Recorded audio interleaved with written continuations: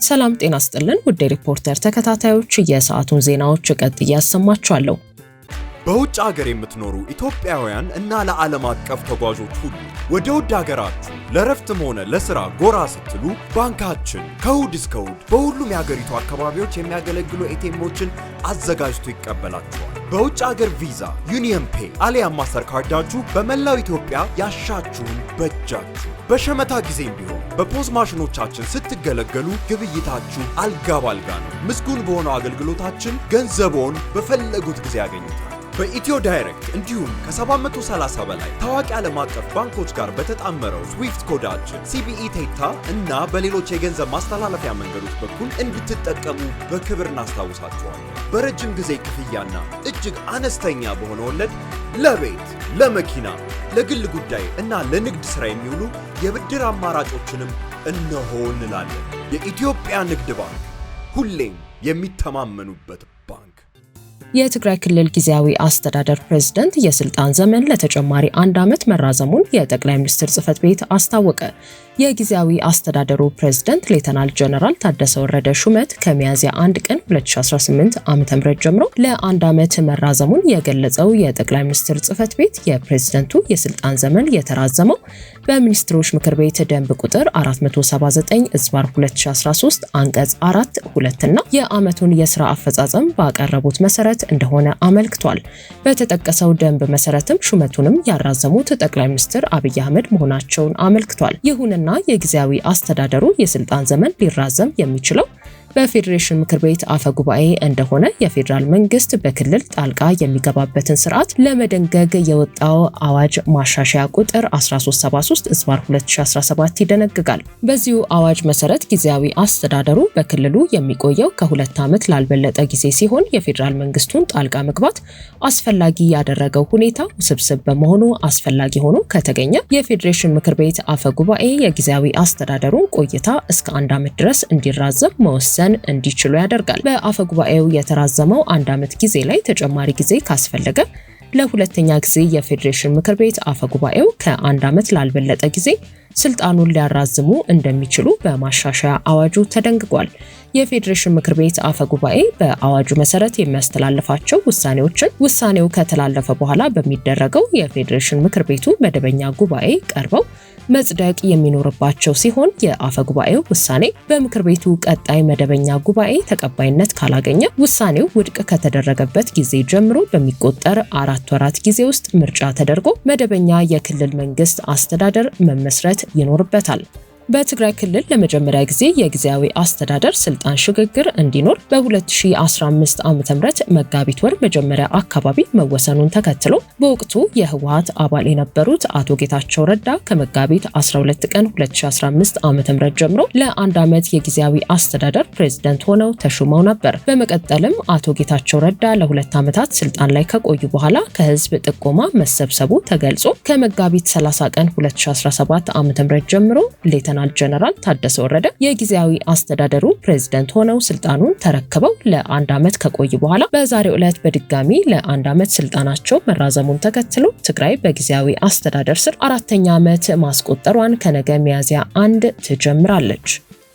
ማዳበሪያ ወደ ማዕከላዊ መጋዘኖችና ዩኒየኖች ከደረሰ በኋላ በወረዳና በዞን በሚስተዋል የስርጭት ችግር ምክንያት ለአርሶ አደሩ በአግባቡ እየተሰራጨ እንዳልሆነ የግብርና ሚኒስቴር አስታወቀ። ሚኒስቴሩ ምርትና ምርታማነት ለምግብ ሉዓላዊነት በሚል መሪ ሀሳብ በአዳማ ከተማ ባዘጋጀው የሰብል ልማት ንቅናቄ የውይይት መድረክ ላይ የግብርና ሚኒስትሩ አቶ አዲሱ አረጋ እንደተናገሩት ከአምና የተረፈውን ጨምሮ በአጠቃላይ ከ20 ሚሊዮን ኩንታል በላይ ማዳበሪያ በእጃችን ይገኛል ብለው ማዳበሪያው ወደ ማዕከላዊ መጋዘኖችና ዩኒየኖች ከደረሰ በኋላ ግን ለአርሶ አደሩ በአግባቡ እየተሰራጨ እንዳልሆነ ገልጸዋል። ማዳበሪያ በአግባቡ ለአርሶ አደሩ የማይሰራጭ ከሆነ የተሽከርካሪዎችን ምልልስ እንደሚያስተጓጉል፣ ይህም በወደብ ላይ አላስፈላጊ ለሆነ ቆይታ እንዲጋለጡ እንደሚያደርግ አስረድተዋል። አንድ መርከብ ከተያዘለት ቀን በላይ የሚቆይ ከሆነ ኢትዮጵያ በቀን $23,000 እንደምትከፍል የገለጹት ሚኒስትሩ በአንድ ጊዜ ወደብ ላይ የሚቆሙት 6 እና 7 መርከቦች ናቸው። $23,000ን በ6 እና በ7 ብናባዛና ይህንን በ10 ወይንም 15 ቀናት ብናባዛው ሌላ አንድ መርከብ ማዳበሪያ የምንገዛበትን ኢትዮጵያ አጣች ማለት ነው በማለት አብራርተዋል። በየቀኑ በሚደረግ ምልልስ ከ100,000 እስከ 110,000 ኩንታል ማዳበሪያ ከወደብ ወደ ሀገር ውስጥ እንደሚገባ ይህ ተስተካክሎ ሊቀጥል የሚችለው ተሽከርካሪዎች በየቀኑ ምልልሳቸው ከፈጠነ ብቻ መሆኑን ገልጸዋል። በአሁኑ ወቅት ያለው ሁኔታ ሳይባባስ ሀገር ውስጥ የገባው ማዳበሪያ በአግባቡ ለአርሶ አደሩ እንዲደርስ ትኩረት ተደርጎ እንዲሰራ አሳስበዋል። በአረብ ባህረ ሰላጤ አካባቢ የሚገኙ ሀገሮች በዓለም 50% የሚሆነውን ዩሪያ ማዳበሪያ የሚያመርቱ መሆናቸውን በእነዚህ አካባቢዎች የሚፈጠር የጸጥታ መናጋት አጠቃላይ የማዳበሪያ አቅርቦት ላይ የሚያሳድረው ተጽዕኖ ከፍተኛ መሆኑንም ተናግረዋል። ከ40 ቀናት በፊት ዩሪያ ማዳበሪያ ለመግዛት ድርድር በምናደርግበት ጊዜ ማዳበሪያ የሚያመርቱ ሀገሮች 1 ቶን በ$430 እንድንወስድ ሲያግባቡን ነበር። ዛሬ ግን ከእጥፍ በላይ ዋጋው ጨምሮ ከ$870 በላይ መሆኑን ማየት ይቻላል ብለዋል። ምንም እንኳን ለዘንድሮ የሚሆነው የማዳበሪያ አቅርቦት ቢኖርም በቀጣይ ግን ችግር ሊገጥም እንደሚችል ጠቁመው ጦርነቱ እንኳን ቢቆም ማዳበሪያ የሚመረትባቸው የጋዝ መሰረተ ልማቶች በመውደማቸው ጠግኖ ስራ ለማስጀመር ዓመታት የሚወስድ በመሆኑ የማዳበሪያ ዋጋው በዚያው ልክ ከፍተኛ እንደሚሆን አስረድተዋል። ችግሩን ለመቋቋም የተፈጥሮ ማዳበሪያ በስፋት ማምረትና በኬሚካል የአፈር ማዳበሪያ ላይ ያለውን ጥገኝነት መቅረፍ በሚቻልባቸው ሁኔታዎች ላይ ትኩረት አድርጎ መስራት እንደሚገባ አሳስበዋል። የፌዴራል የሸሪዓ ፍርድ ቤቶችን ነጻነት ለማረጋገጥ ተጠያቂነት የሰፈነበት አሰራር ለመዘርጋትና በሀገሪቱ የፍትህ ስርዓት ውስጥ የተደረጉ የህግ ማዕቀፍ ለውጦችን ለማጣጣም የሸሪዓ ፍርድ ቤቱን አንደኛው የሪፎርም አካል ያደርጋል የተባለለት ረቂቅ ማሻሻያ አዋጅ ለፓርላማ ቀረበ።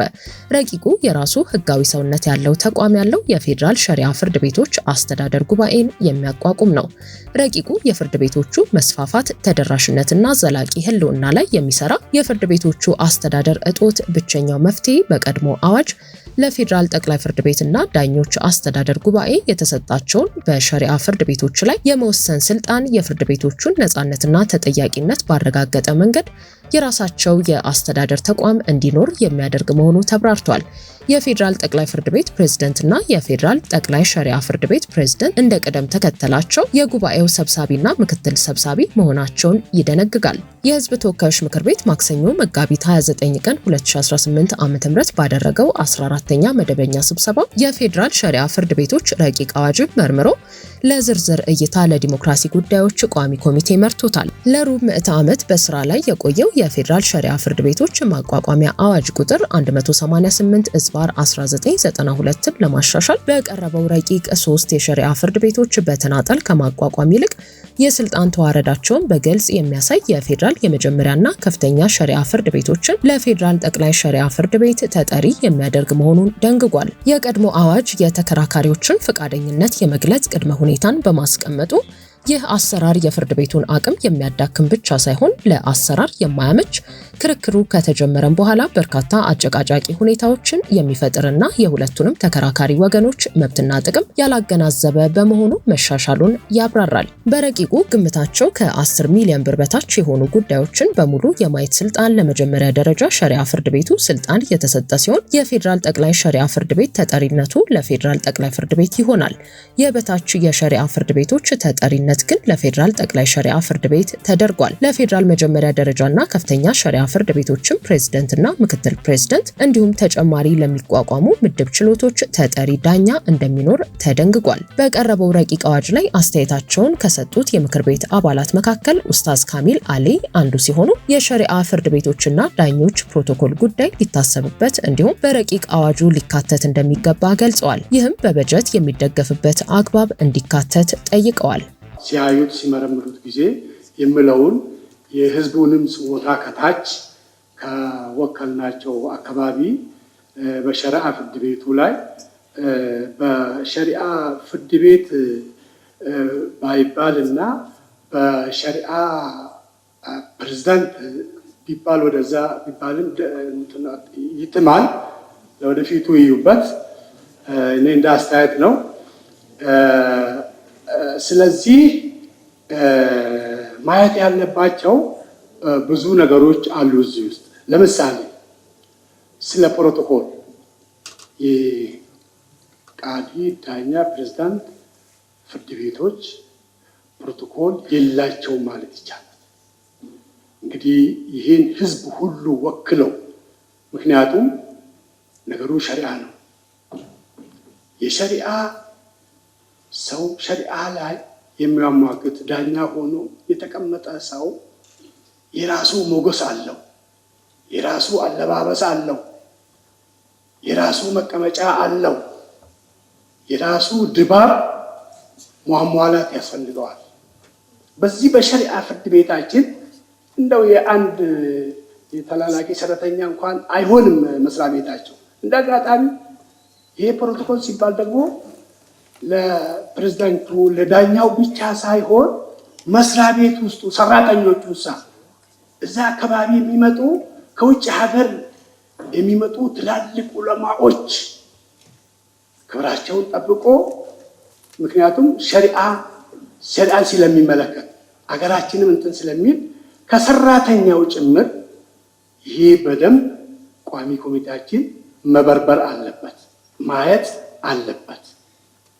ከሸሪዓ ከአለባበሱ፣ ከሞገሱ፣ ከሰራተኛው ከሚያስፈልገው ከአካባቡ፣ ከድባቡ፣ ከመስሪያ ቤቱ፣ ከወንበሩ፣ ከራሱ፣ ከዳኛው ይህ ሁሉ መታየት አለበት። አገርን የሚመጥን ህዝበ ሙስሊሙን የሚመጥን መሆን አለበት። ሌላው ደግሞ የበጀት አመዳደብ ላይ ነው። ሸሪዓ ፍርድ ቤቱ ለምን ኢንዲፔንዳንሲ አይኖረውም?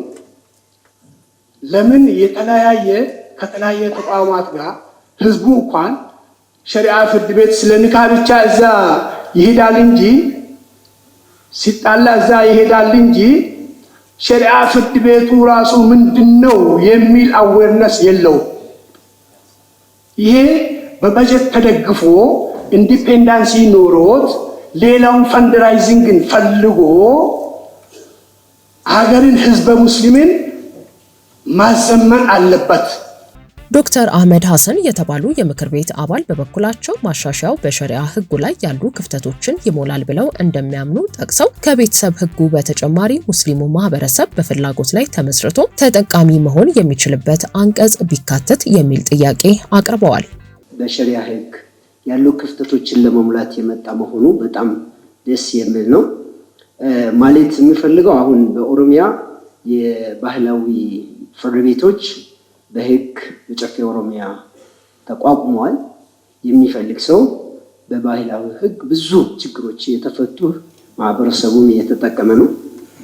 እንደዚሁም አሁን የሸሪዓ ህግ በቤተሰብና በግል ጉዳዮች ላይ የተመሰረተ ነውና ኦልሬዲ ዳኛው የሸሪዓ ዳኛው ተቀምጧል፣ እየተከፈለ ነው፣ ደሞዝ እየበላ ነውና በፍላጎት ላይ መሰረት ያደረገ ተጨማሪ ከዚህ በላይ ከቤተሰብ ጉዳይ ውጪ ከመደበኛ ዳኛ ይሄን እንፈልጋለን በዚህ መወሰን እንፈልጋለን ለሚሉ አካላት የሙስሊሙ ማህበረሰብ እነዚህ አይነት እድሎች ጨምሮ አንቀጹ ለምን አልመጣም የሚለውን ነገር ለመጠየቅ ነው። በዚህ አዋጅ መሰረት ለተሾመ ማንኛውም ዳኛ የፌዴራል ዳኝነት አስተዳደር ጉባኤ አዋጅ ስለ ዳኞች የስራ ዘመን፣ ያለመከሰስ መብት፣ የደረጃ እድገት፣ ዝውውር፣ እረፍት፣ የምርምር ስራ ተሳትፎ፣ ስልጠና፣ የቪአይፒ አገልግሎት፣ ጥቅማ ጥቅም፣ የስራ ስንብትና ለሌሎችም ጉዳዮች የተደነገጉ ድንጋጌዎች በሙሉ ለፌዴራል ሸሪዓ ፍርድ ቤቶች ዳኞችም ተፈጻሚ እንደሚሆኑ ተደንግጓል። ውድ ሪፖርተር ተከታታዮች የሰዓቱ ዜናዎቻችን እነዚህ ነበሩ። ስላደመጣችሁን ከልብ እናመሰግናለን።